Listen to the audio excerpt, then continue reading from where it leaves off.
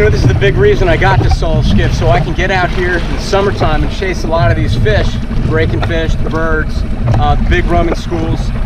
You know, if you look around, there's not land anywhere near me, so miles and miles away.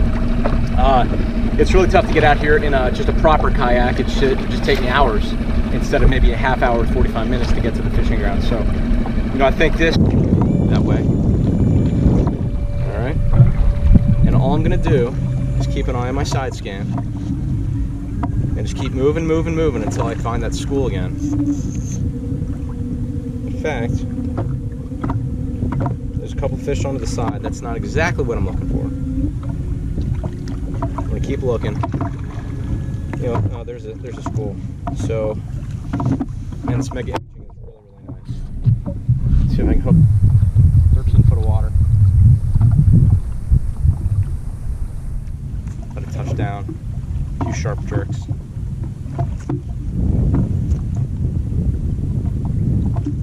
That's basically the name of the game.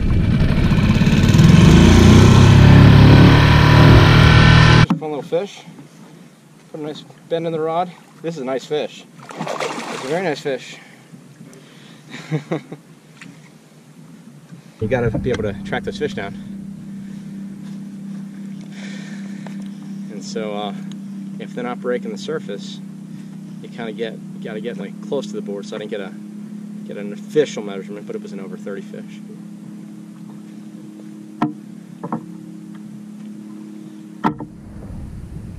That school that we just went through, that was a real nice school. I could tell those are big fish. I just got some nibbles there. These are perch. I can see these are perch on the screen. In fact, I'm getting some nibbles too. But pays know the difference between what your electronics are telling you and the kind of fish that you want to go after. I can see a school of fish over that way, but those look pretty small. I'll put a cast in there just to see if they're not small stripers, and then I'll move along. I'll continue to look for some more quality stripers. They're out here. You just got to keep looking. Make sure you're in the strike zone.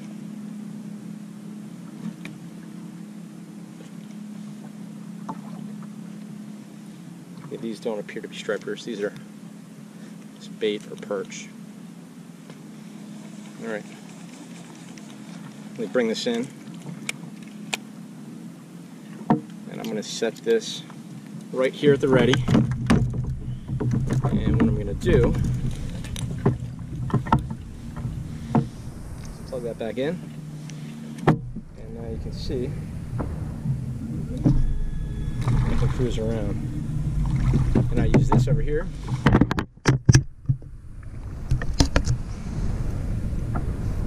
Use this over here to steer. And there's just fish everywhere. I mean, just everywhere. Let me just show you. Now those look like they could be some stripers mixed in there, but there's just fish littering the screen. Just incredible. The pod that I went across were much thicker, larger marks, so I'm not going to waste my time on these at the moment. But just to give you an idea what to look for if you get out here.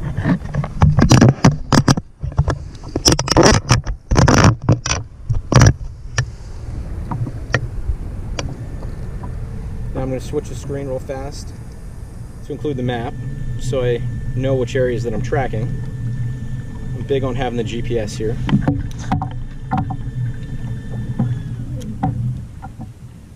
Let me just look at it. Look at that pile of fish right there. And there's some more scattered. Not quite exactly what we're looking for. I want to see them a little thicker, and I want to see some bigger arches. And I want to see more of them on the screen here on the side imaging. They're just little pads and pockets. This would be a great situation for trolling.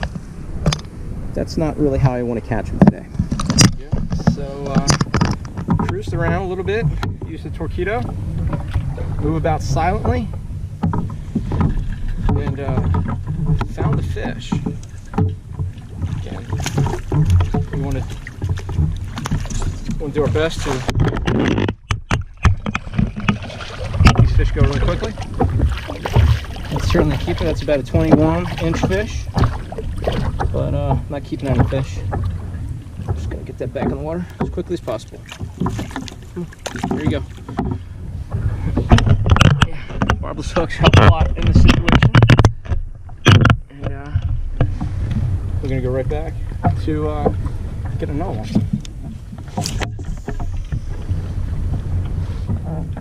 This is a 25 foot of water.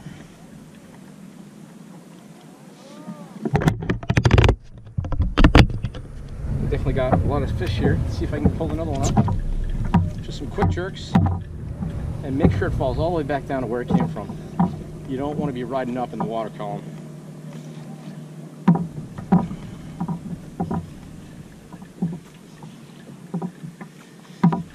You really want to be aggressive on the snap.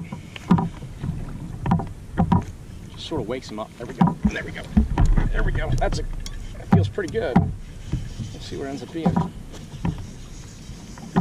It's swimming right at me. There we go. Should bring it up. Oh yeah. Now it woke up. Now it's taking some drag.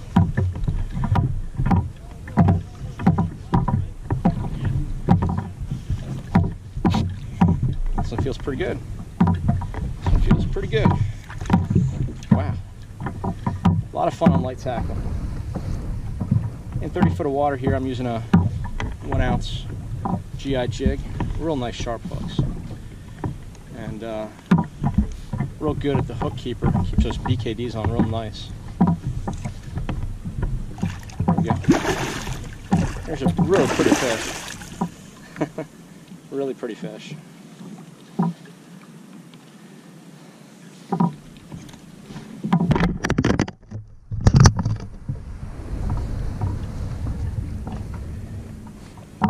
Pick that up. Very lively.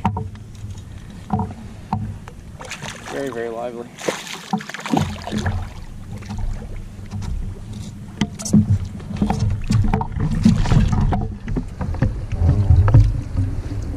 There we go. Just get on right down there. And unhook her. It's about a 25-inch fish. We'll put up a nice little fight.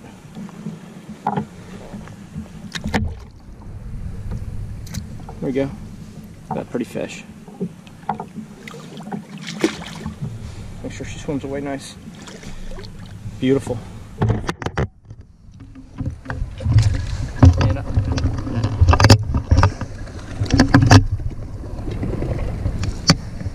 And I just gotta show you what that screen looks like. And this is how much fun we have here in the Chesapeake. Just lit up with fish. So I'm going to go back and having a good time here. I'm going to take the opportunity to show you the Torqeedo setup. It's mounted on a boom off the stern and basically acts as there's a second outboard for this, you know, one for stealth and then one for speed. It also adds some extra reliability in case something, you know, were to happen to either motor. This here, there's a pull cord that will raise and lower the motor. And you see how high you get it out of the water? You want to have the cleat in the back such that it goes all the way up and locks in the high position like that. So when the boat is under power, it avoids the spray. The other thing, let me lock this in place right here. Just a little zigzag cleat. The other thing you want to make sure is the steering triangle gets almost back to perpendicular so that the motor can't spin on you when it's underway. So actually I can raise it just a little bit higher. It's fine as it is, but I'll just do it for the sake of it. Make sure it's fully raised. And now it's fully raised, and the fin is basically back touching the almost the gunnel itself. And so then you can see the triangle is almost completely reversed from the direction it was. And then what I do is I lock the steering, and now that can't go anywhere. And when under power, that stays nice and stationary. It's a really nice setup. If you guys need help with it, just send me some messages. I'll do the best I can to help you set up yours on your solo.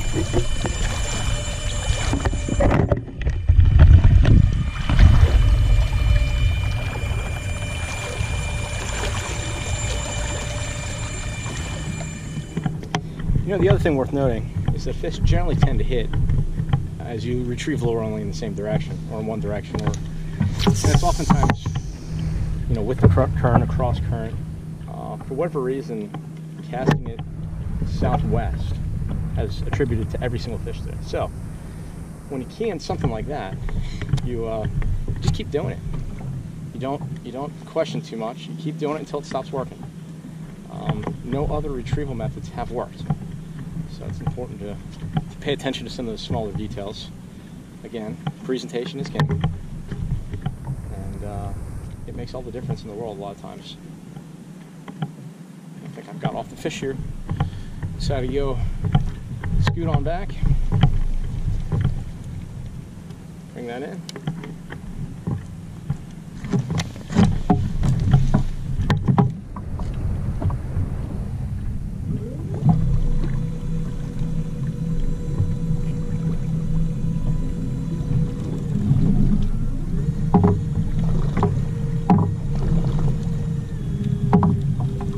Yep, they're there.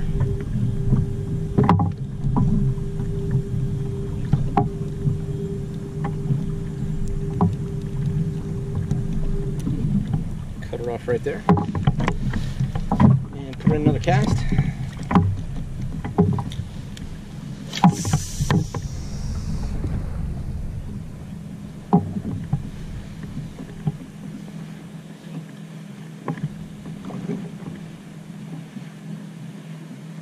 Make sure it gets all the way to the bottom, and then just start ripping it along the bottom there. Yep, missed one. But there it was though.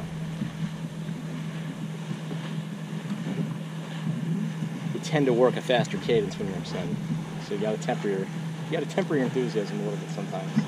Otherwise, you tend to work your way up in the water column rather than right along the bottom. So you got to be really disciplined when you do this. Missed another one.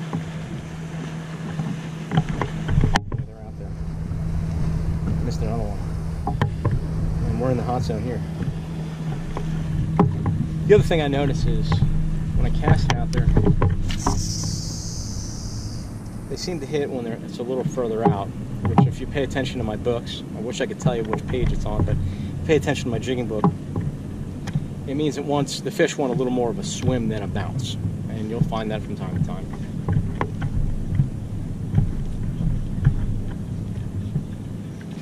Missed one. See, right out there, right at the beginning of the cast, they really want it more swum than jumped.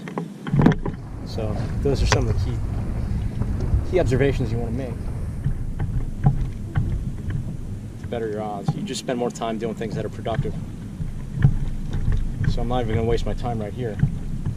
I'm just going to put it right back out there as far as I can and see if I can get it to move a little more horizontally along the bottom rather than jump. As it gets closer to the boat, you tend to get more hop than swim.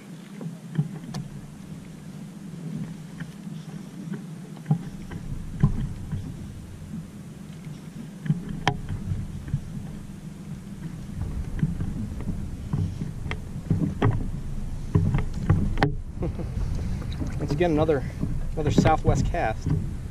It just makes all the difference. I'm looking at the other guys around me. They're casting the wrong direction, and they're not hooking up nearly the same rate. I mean, this is just a beautiful fish. Just another beautiful fish. Wow.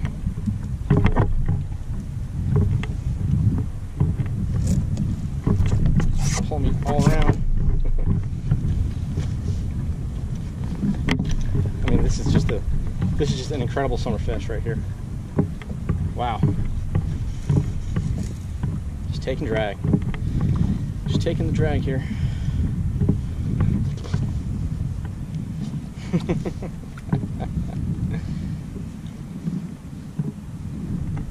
Wow, just a beautiful, beautiful, beautiful fish. Oh, got to keep it away from the front. The solo skiff is a little longer than my kayak, so I can't quite scoop the fish around the front. Man, this is a big fish.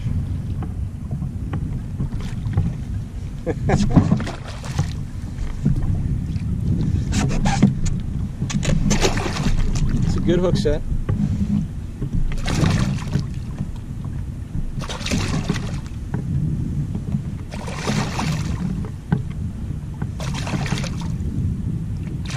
There we go. Let me look at that. Look at that beautiful mama.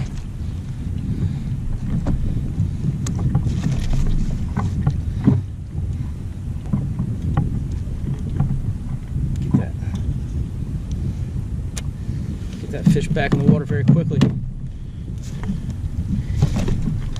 I switched up to a striper sniper snake worm, and look at what that does for you. That's a beautiful fish. All right, let's get that right back in the water. Oh.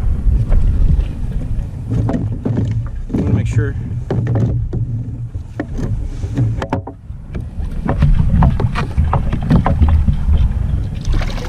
There we go.